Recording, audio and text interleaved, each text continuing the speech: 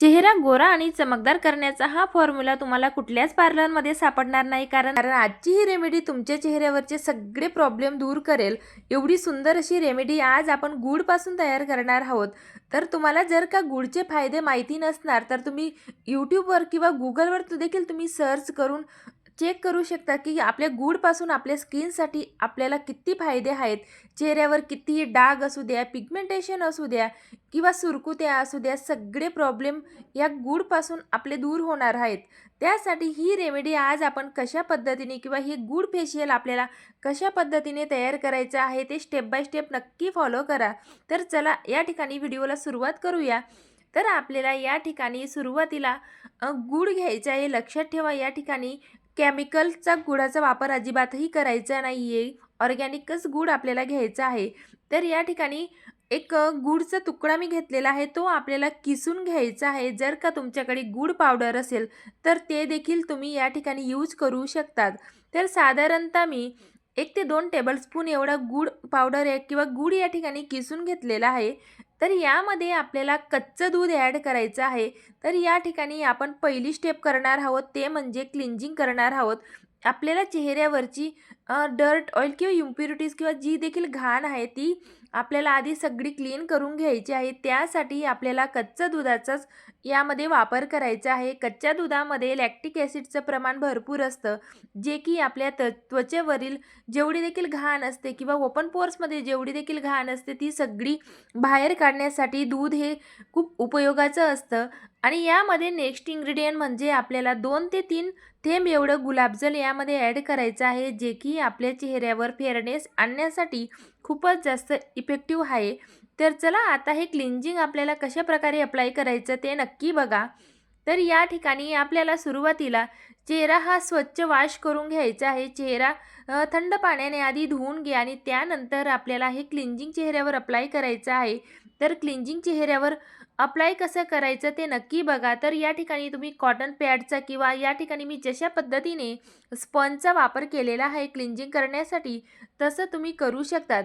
तर क्लिन्झिंगमध्ये आपल्याला हा स्पंज डीप करायचा आहे आणि पूर्ण चेहऱ्यावर सर्क्युलर मोशनमध्ये पूर्ण चेहऱ्यावर आपल्याला क्लिन्झिंग करायची आहे. तर हे क्लिन्झर खूपच जास्त इफेक्टिव्ह आहे आणि गुळामध्ये ग्लायकोलिक ॲसिडचं प्रमाण भरपूर असतं, जे की आपल्या चेहऱ्यावरची जेवढी देखील घाण असते किंवा डेड स्किन सेल्स असतात किंवा आपल्या चेहऱ्यावर ब्लॅकेट्स असतात, व्हाईटेड असतात, ते रिमूव्ह करण्यासाठी खूपच जास्त हेल्पफुल हा गूळ असतो. तर बऱ्याच कमी लोकांना म्हणजे माहिती असेल हा गुळापासून आपल्या चेहऱ्यासाठी किती फायदे असतात. तर नक्की तुम्ही देखील अशा प्रकारे हे फेशियल घरच्या घरी करून बघा. तुम्हाला खूपच असं अमेझिंग आणि मॅजिकल ग्लो तुम्हाला तुमच्या चेहऱ्यावर बघायला मिळेल. तर आपल्याला पूर्ण चेहऱ्याला हे क्लिन्झिंग चांगलं अप्लाय करायचं आहे आणि सर्क्युलर मोशनमध्ये पूर्ण चेहऱ्याला छान असं क्लिन्झर करून घ्यायचं आहे, जेणेकरून आपल्या चेहऱ्यावरची सगळी घाण ही निघून जाईल आणि आपल्या चेहऱ्यावर अतिशय मॅजिकल असा ग्लो यायला मदत होईल. तर आपण हे क्लिन्झर जे आहे ते दर आठवड्याला 2 ते 3 वेळा चेहऱ्यावर अप्लाय करू शकतो, जेणेकरून आपल्या चेहऱ्यावर जेवढी देखील ऑइल असतं किंवा इम्प्युरिटीज असते ती सगळे रिमूव्ह होणार आहे. तर चला या ठिकाणी क्लिन्झिंग झाल्यानंतर चेहरा वॉश करायचा नाही, यावरच आपण पुढची स्टेप करणार आहोत. तर नेक्स्ट म्हणजे आपल्याला तयार करायचा आहे फेस पॅक. तर तो फेस पॅक आपल्याला कशा पद्धतीने तयार करायचा ते या ठिकाणी बघून घेऊया. तर आपण जो गूळ या आधी क्लिन्झिंगसाठी यूज केलेला होता तोच गूळ आपल्याला फेस पॅकसाठी यूज करायचा आहे. तर या ठिकाणी गूळ आपल्याला किसून घ्यायचा आहे. जर का तुमच्याकडे गूळ नसेल किंवा जॅगरी पावडर असेल तर ते देखील तुम्ही आरामात या ठिकाणी यूज करू शकतात.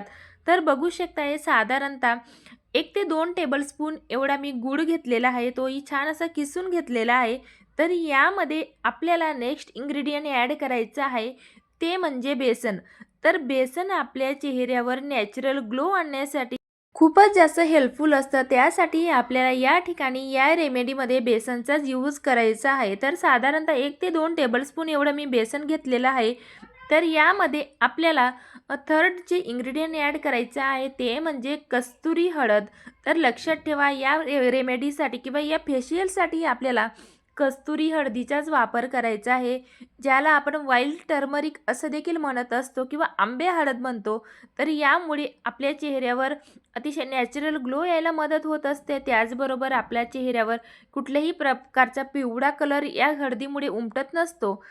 तर यामध्ये आपल्याला नेक्स्ट इन्ग्रेडियंट यामध्ये आपल्याला ॲड करायचं आहे, ते म्हणजे मध. तर मध घालणं यामध्ये पूर्णपणे इम्पॉर्टंट आहे किंवा महत्त्वपूर्ण आहे, कारण मधामुळे आपल्या चेहऱ्याला एक अतिशय नॅचरली हायड्रेशन मिळत असतं किंवा आपल्या चेहऱ्यावर जे सुरकुत्या असतात त्या देखील रिमूव्ह व्हायला मधामुळे खूप मदत होत असते. तर यामध्ये आपल्याला साधारणतः पाव चमचा एवढं मध ॲड करायचं आहे आणि नेक्स्ट म्हणजे यामध्ये आपल्याला ॲड करायचे ते म्हणजे कच्चं दूध. तर अंदाजे या ठिकाणी मी कच्च्या दुधाचा वापर केलेला आहे. फेस पॅकची कन्सिस्टन्सी आपल्याला जास्त घट्टही ठेवायची नाही आहे, थोडी लिक्विडी कन्सिस्टन्सी ठेवायची आहे, कारण या फेस पॅकने आपल्याला चेहऱ्याला मसाज देखील करायची आहे. त्यामुळे थोडं आपण या ठिकाणी तुमच्या अंदाजानुसार या ठिकाणी तुम्ही दूध ॲड करू शकतात किंवा दुधाच्या ऐवजी तुम्ही दही देखील यामध्ये ॲड करू शकतात.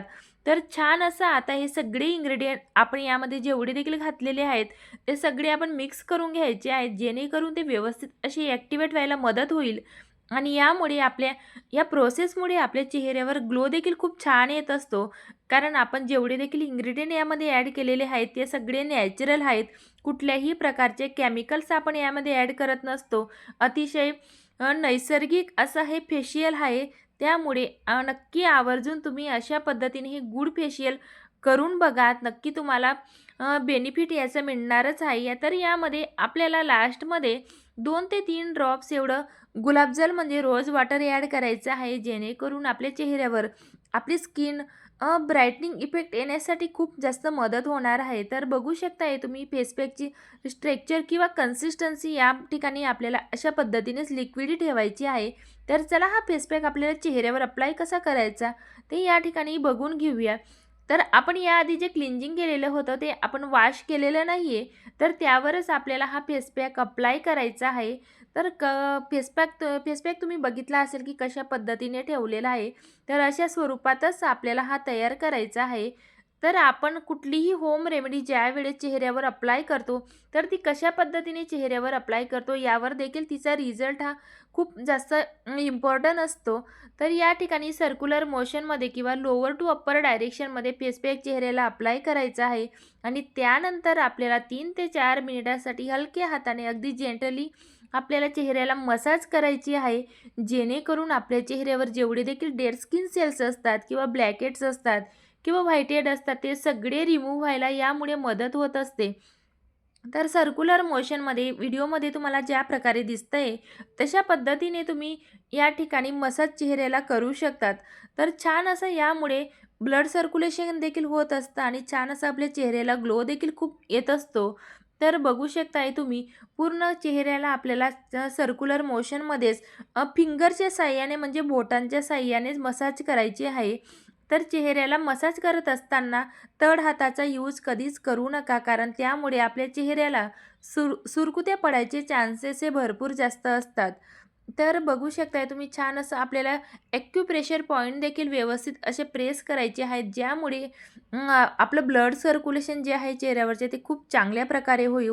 आणि गुळामुळे आपल्या चेहऱ्यावरचे कितीही जुने पिगमेंटेशन असू दे किंवा टॅनिंग असू दे, ही सगळी रिमूव्ह होत असते. आणि कुठलीही होम रेमेडी आपण जर का तिच्यामध्ये सातत्य ठेवले किंवा कंटिन्युअसली आपण चेहऱ्यावरती अप्लाय करत गेलो, तर आपल्या चेहऱ्यावर नक्कीच त्याचा रिझल्ट हा खूप लवकर आपल्याला बघायला मिळत असतो.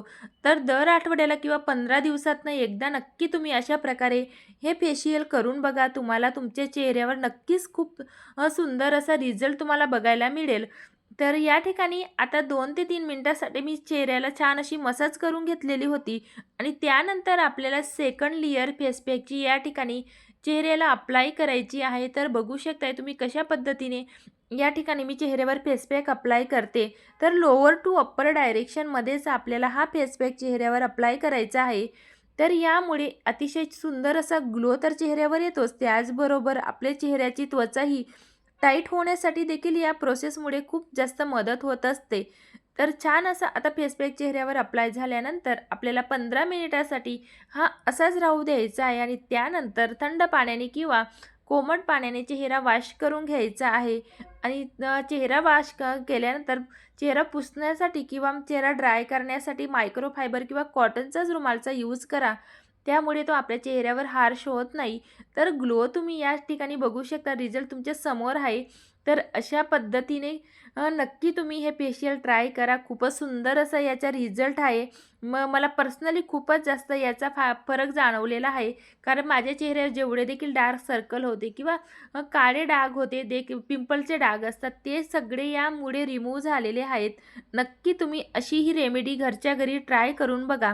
पार्लरमध्ये न जाता किंवा खर्च न करता घरच्या घरी अगदी इझिली किंवा कमी खर्चामध्ये आपण हे फेशियल करू शकतो. तर चला, आजची ही रेमेडी तुम्हाला कशी वाटली मला नक्की कमेंट करून सांगा. आणि व्हिडिओ आवडला असेल तर व्हिडिओला लाईक नक्की करा. तर चला, भेटूया नवीन अशाच रेमेडीसोबत. आणि हो, हाईपचं फीचर जर का तुमच्यापर्यंत पोहोचलं असेल तर हाईप पॉईंट द्यायला विसरू नका. बाय.